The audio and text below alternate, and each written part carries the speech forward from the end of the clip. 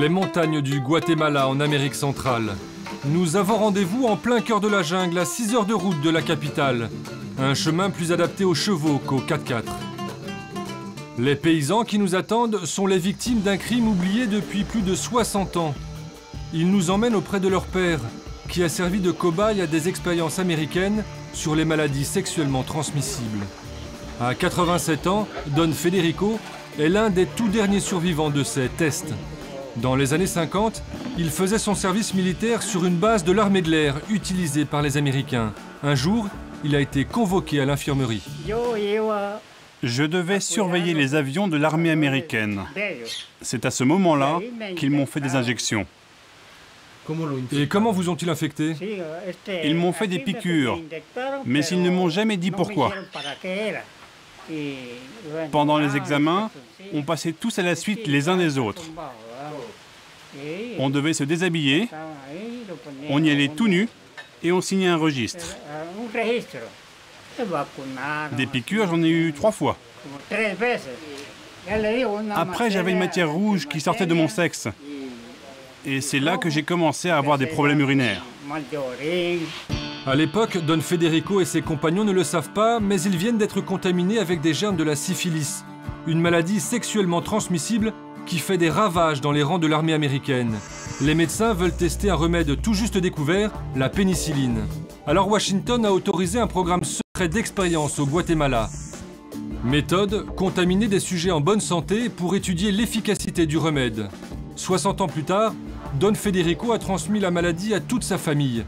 La syphilis est passée de génération en génération. Aujourd'hui, ils attendent une indemnisation des États-Unis. Je pourrais manger un peu mieux, acheter des médicaments et, si Dieu me l'accorde, construire une maison un peu plus grande. Le scandale a été découvert par hasard aux États-Unis.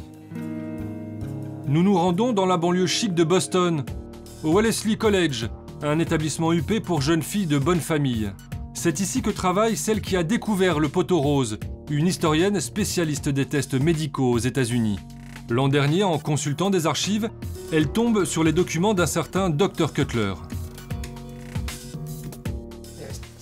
Voilà la photo de Cutler quand il était déjà âgé. Des comptes rendus effrayants de ce qu'il faisait au Guatemala. Vous pouvez voir un des moyens pour transmettre la maladie. Il faisait des scarifications du pénis. Ensuite, il déposait les germes de la syphilis. Regardez, il y a les heures. Les germes ont été retirés à 9h44. Selon ces mêmes documents, 83 personnes sont mortes des suites de ces tests. Des recherches soutenues et financées par les plus hauts responsables de la santé aux États-Unis. Ça n'était pas un docteur dans le désert qui faisait des expériences tout seul sur une île. Il avait l'aval de l'Institut national de la santé. Le plus haut responsable de la santé publique aux États-Unis savait parfaitement ce qui se passait. Et il a fait en sorte que ces tests continuent et restent secrets. Le docteur Cutler est mort aujourd'hui. Obsédé par la recherche d'un vaccin contre la syphilis, il avait déjà provoqué un autre scandale aux États-Unis. Un groupe de Noirs américains contaminés avait été maintenu sans soin pendant des années. Il pensait qu'il allait gagner le prix Nobel, et à l'époque, les autorités pensaient que le monde comprendrait et que ses découvertes lui vaudraient d'être pardonnées. Les révélations de l'historienne ont provoqué un incident diplomatique. Le président du Guatemala dénonce un crime contre l'humanité. Pour désamorcer la crise, Barack Obama appelle son homologue. Une conversation rapportée par le porte-parole du secrétariat d'État. Nous avons fait part de notre émotion au moment de la découverte de ces recherches et transmis nos excuses au nom du peuple américain. Des excuses officielles de Washington, un événement presque sans précédent dans l'histoire des États-Unis. À l'époque, les tests concernent entre 1500 et 2800 personnes, des soldats, mais aussi des prisonniers, des malades mentaux et des prostituées. Les Américains avaient justement choisi le Guatemala pour sa pauvreté. Ils pouvaient faire leurs tests en toute impunité. Après la découverte du scandale, les autorités guatémaltèques ont créé une commission d'enquête. À sa tête, 7 hommes qui n'hésitent pas à comparer les crimes des médecins américains aux atrocités commises par les nazis. Les nazis faisaient des expériences sur des prisonniers russes, polonais et juifs, en leur inoculant le typhus, la malaria et des maladies sexuellement transmissibles de manière délibérée et sans leur consentement. C'est exactement ce qu'ont fait les Américains avec la syphilis. C'est le même type de population vulnérable. Là-bas, c'était des prisonniers de guerre, ici des personnes privées de liberté qui étaient enfermées ou servaient dans l'armée. Aujourd'hui, le Guatemala tente de recenser le nombre de victimes. Des médecins sont envoyés un peu partout dans le pays pour retrouver ceux qui ont pu être infectés ou leurs familles. Ce jour-là, le docteur Vasquez est en tournée d'inspection dans un quartier pauvre de la capitale. Il nous emmène chez la famille d'un ancien soldat, aujourd'hui disparu. Votre mari était dans l'armée ? Oui, quand il était jeune. Et je pense qu'il a été infecté.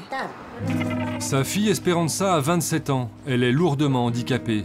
Pour le médecin, c'est un cas typique de syphilis congénitale. Ses parents ne savaient pas qu'ils étaient porteurs de la maladie. Elle a attrapé la syphilis pendant la grossesse. Dans ce cas, nous avons une atrophie de la boîte crânienne. Soignée à temps, la syphilis est une maladie bénigne. Dans sa forme la plus virulente, elle provoque des malformations irréversibles au moment de la grossesse. Avant Esperanza, Marta a eu un premier enfant, mort-né. Quand j'ai accouché, j'ai demandé au médecin si tout allait bien, mais il m'a dit que le bébé était mort. Ils me l'ont montré et j'ai vu que sa tête était complètement difforme. Pour sa fille, on sait qu'il y a un lien entre le fait que son père était dans l'armée et sa syphilis.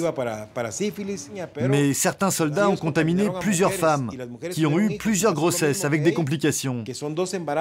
Combien d'enfants sont morts comme ça? Et combien de parents ont perdu leurs enfants sans comprendre pourquoi? La majorité des soldats ne pouvaient pas savoir ce qui se passait. Retour à Washington. C'est ici que se joue le sort des victimes guatémaltèques, grâce à un homme, Henry Sandal, un avocat spécialiste du droit humanitaire.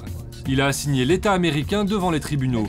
Ce jour-là, il se rend à une audience préliminaire au palais de justice. La première étape d'une éventuelle compensation financière pour les contaminés du Guatemala. L'avocat réclamera plusieurs millions de dollars. Il doit y avoir une corrélation entre le degré de souffrance et le montant de l'indemnité. Ce sont des victimes qui ont souffert pendant des décennies. Il faut que le dédommagement soit à la hauteur.